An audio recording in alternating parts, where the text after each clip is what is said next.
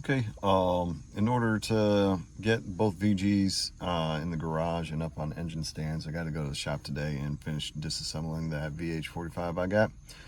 Take the pistons and crankshaft out of it. I want the whole thing disassembled, get a good look at it, see what I'm working with, and figure out what I'm going to assemble from there. But I need the engine stand that it is currently occupying here in the garage. So I am going to go ahead and write this tune that I got for the Dakota. Been working on the closed loop tuning, kind of dialing it in, and I'm going to data log that on the way. All right, I got the pistons out of it, got the crankshaft out of it. That's sitting right over there. Not terrible condition, looks like it's been turned. The connecting rod bearings say 0.50 and the main bearings say 0.25. I don't know if you can make that out there at the very bottom left corner there below M2. Anyways, so that crank probably can't be turned again, but it looks like it's okay. I don't see any deep scoring. The bearings are okay except for this guy right here, number 5 and number 6. You know, not sure what the hell's going on back there with those connecting rods, but they don't get oil or something. Anyways, cylinder heads and the engine stand is coming with me. I gotta zing the plate off of it, and yeah, we'll go ahead and head back home. Dakota's running pretty good. Might need a little tweak here or there, but I'm pretty satisfied. Fuel trims are looking negative, you know, 2 to 3%, so I can leave it right there for now. Parts washer is heating up. Today we're going to be disassembling VH45 engine number 2, which is an S1 engine, or phase 1 engine. It's got the divorced intake ports there. Don't mind this is the girdle for the S2 engine over there. It uses crank bolts. The S1 engines have studs. Now, in order to prevent any confusion, I'm going to go ahead and start marking my pistons. They don't seem to have any markings on them to identify which cylinder locations they go in. I have it memorized right now, but when they go in the parts washer, obviously, things can get a little mixed up. So, here's what I'm going to do. Take my number 1 piston here, and on the bottom, on either side of the wrist pin, there's going to be these pads here. You'll find this on just about every piston, and these can actually be shaved or drilled a little bit or what have you in order to increase or decrease weight depending on what the machine shop recommends after any kind of machine process. So what I'm going to do is I'm going to take my center punch here, and on the pad I'm just going to make myself a mark like you'd see on like a die.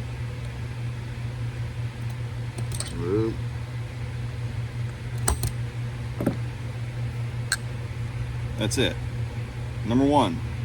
Now this is a light duty punch. I've got a heavy duty punch. This is barely making any kind of change in the material at all down here. You don't have to worry about this, not even a little bit, but just aim for the meatier parts just in case.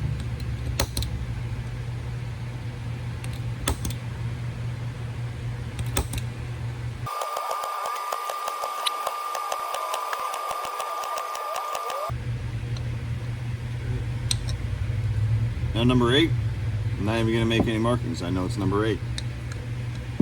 That's the most amount of markings. Don't even want to touch it. Oh, it's raining. My windows are open. Pistons are in the washer.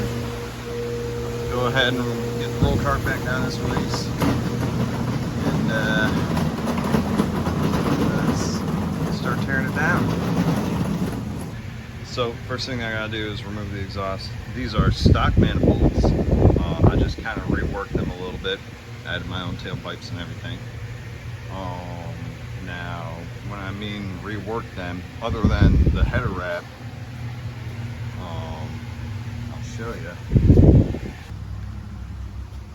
So on a factory manifold, what you'll see is that they've welded it from the inside and you got a little bit of roughness and kind of a pretty good step there where the pipes go in, or where the exhaust enters.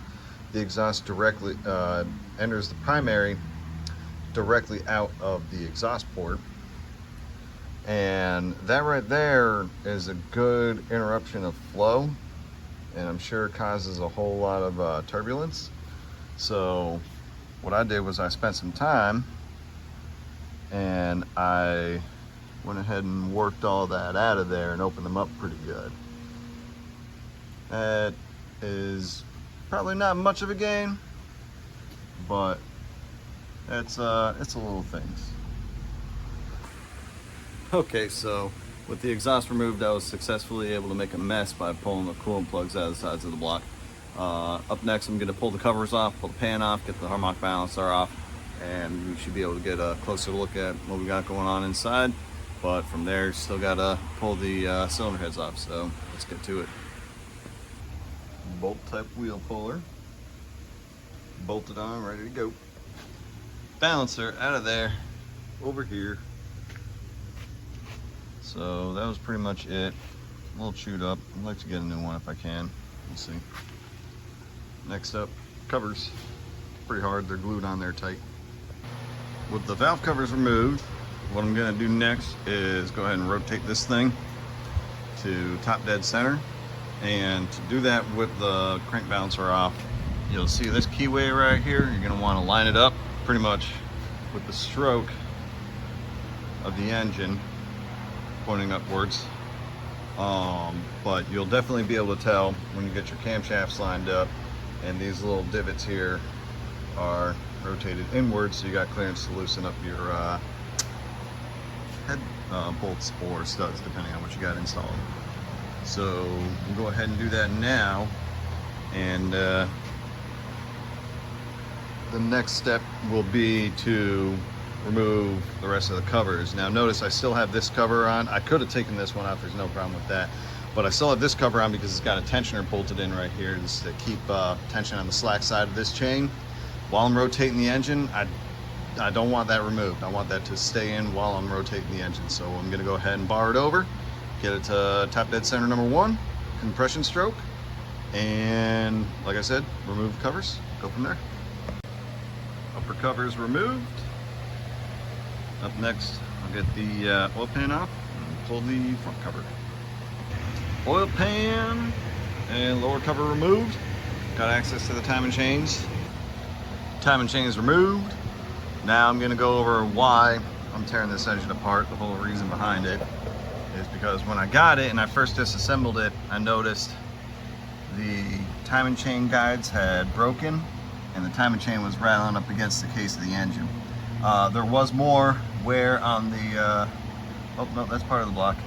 I believe there was more wear on the cylinder heads that came with it. These are actually the same cylinder heads that came on my first engine. I put a lot of work into, resealing these and everything, so, but yeah, that's no good.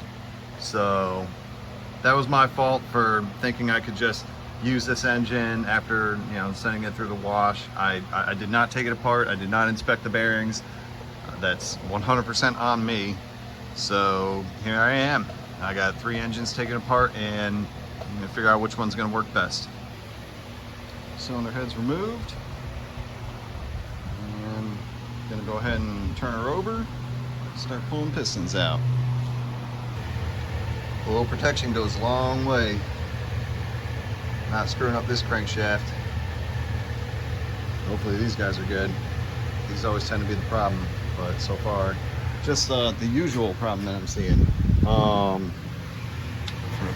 it's right there, yeah.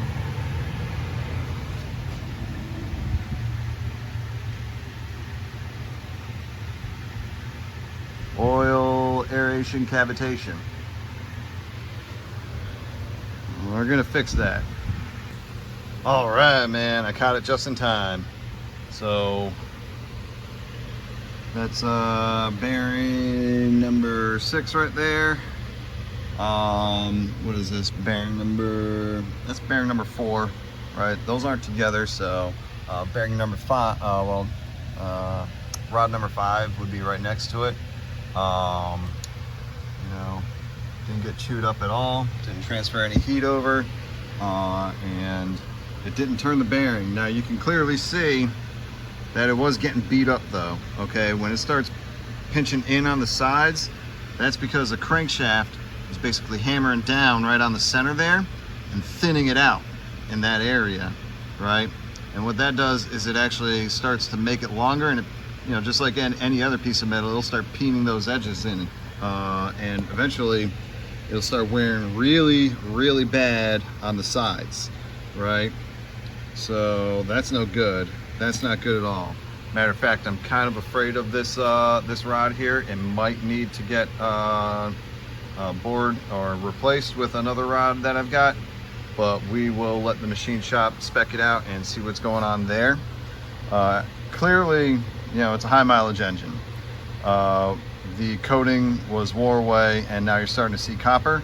That's not a good sign right there that you're wore out. The engine is just, the bearings are wore out. They got to be replaced.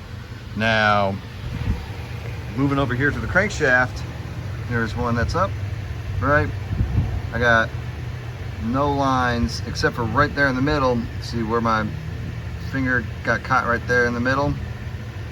Now, that's not good. So that like sludge buildup right there, that can definitely heat up the bearings and start causing them to wear out pretty good. Now, all the journals do look pretty good. You know, some of them got some light scratching that I can't really feel, but only just barely. I mean, I know it's there, but that's why I think I can get away with just a nice light polish at the machine shop, and we'll be good to go.